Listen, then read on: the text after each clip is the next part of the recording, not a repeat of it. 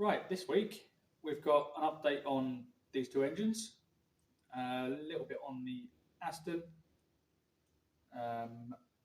some work on the Hustler and Persian. So we'll get into it.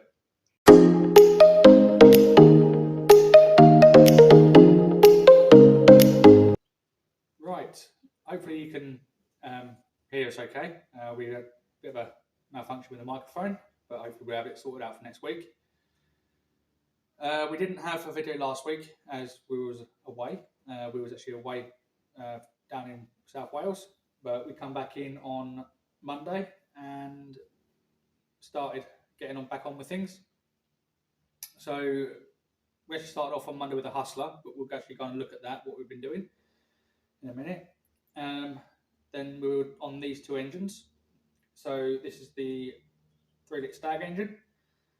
So I found time in the week just to hone the bores on this bank. If you want to have a look, I've put the hone down the bores and measured them, and they're still within tolerance. So that's brilliant.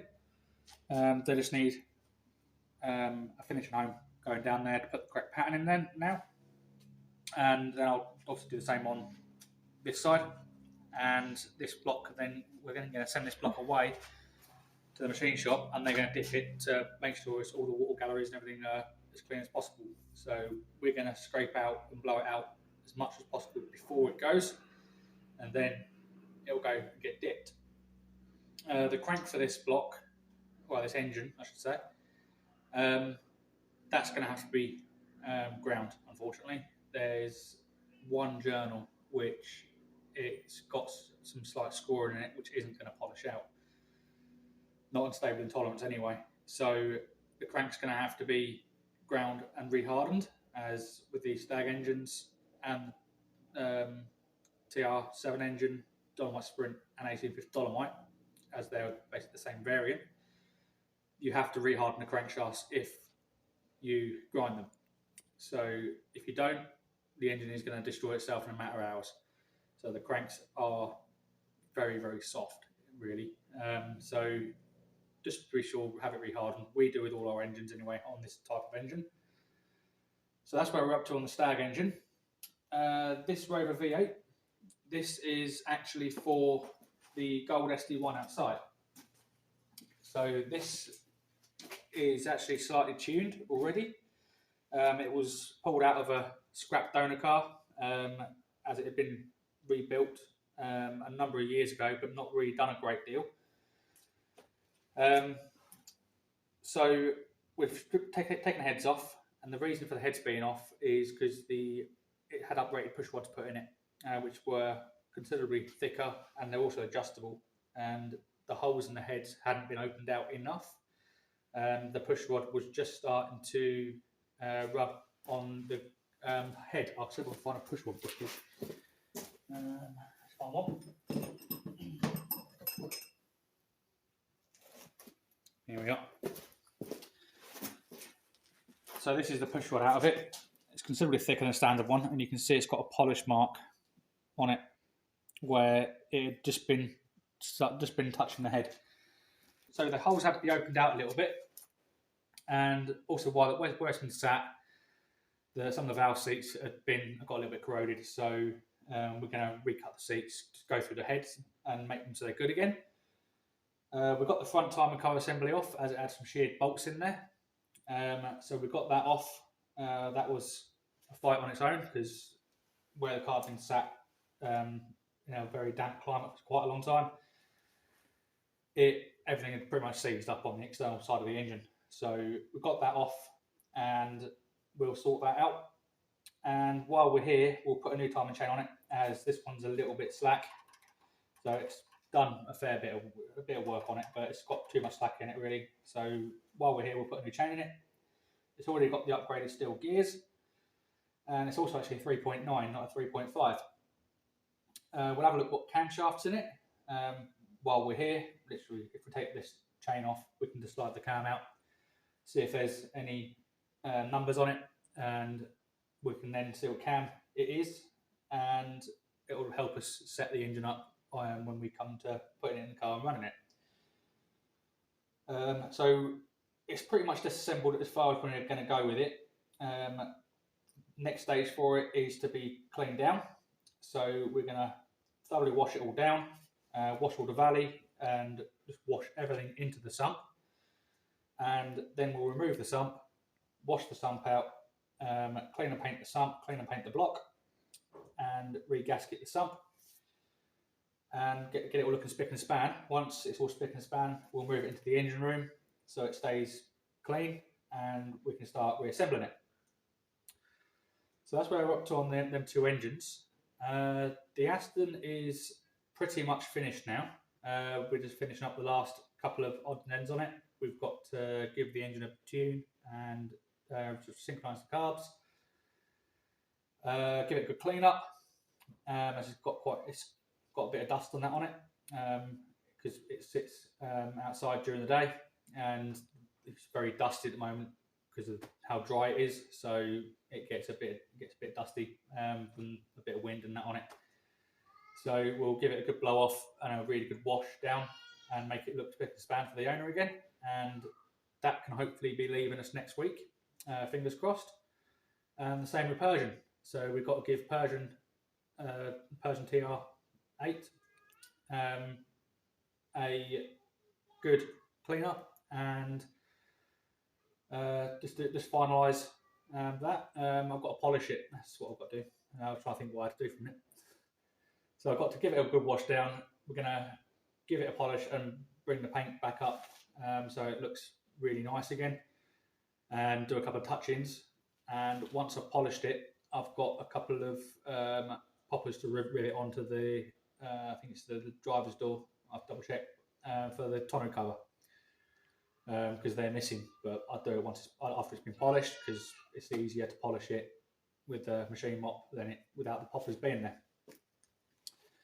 So that's where we're up to on them. So we'll go and look at the Hustler. Right, the Hustler.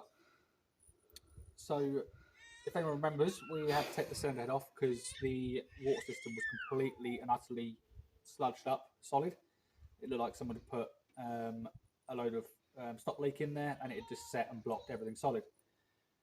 And when we got the head off, we stripped it down because we were going to have it acid dipped. It went for acid dipping. When it came back out, the valve seats were, especially the exhausts, were non-existent. They were completely and utterly rotten. Hadn't actually got hardened valve seats in it, so we had the head sorted out. So we've now fitted hardened seats, recut all the valves, all new valves, new valve guides. So it's a brand new cylinder head now, and we've got it back on. So it's not running yet. So while it was stripped down, we flushed the block out as best as possible.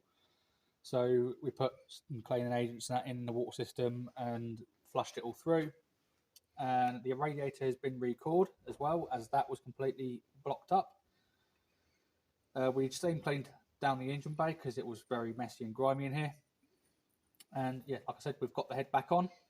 It's obviously not ready to run just yet. We've got to put the carbs back on, rocker cover back on, and finish button up a few little bits, and it's then ready to run again.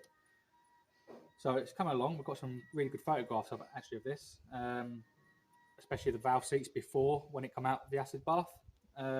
So they were really bad. It's been a long time since I've seen valve seats that bad, especially on an engine that did run, and it ran on 4 cylinders. So the only thing that it was sealing the valves really, well, I say sealing in the loosest terms, it would have been causing just enough compression for it to run, and that was because it was coked up. The acid dipping removed all the coke and carbon, and there was nothing left. So, but it's now sorted, and it's not going to be too long before it's running again. And then we've got to finish off the brakes. At the moment, it's got no rear brake discs on it, as we're trying to source rear brake discs. And the owner's actually having his ones. He's got someone that can skim them, so he's taken them to get them skimmed. Although I think they're going to be too bad to skim, they're too badly corroded. But we'll see what they come up with. once they're done, we've got to make a new exhaust for it, as well. You can't buy an exhaust for this, and the exhaust system is completely rotten. And then it's then running and driving, and we've got a few more electrical gremlins to sort out on it. So it's coming along. I don't know if I'll get a chance on this one next week. So I've got quite a few other things to do. We've got a Rover P6 coming in on Monday. That's coming down from North Yorkshire with some quite bad running issues, and they found a lump of metal in one of the cylinders, which isn't good, and it's lost compression on a couple of cylinders.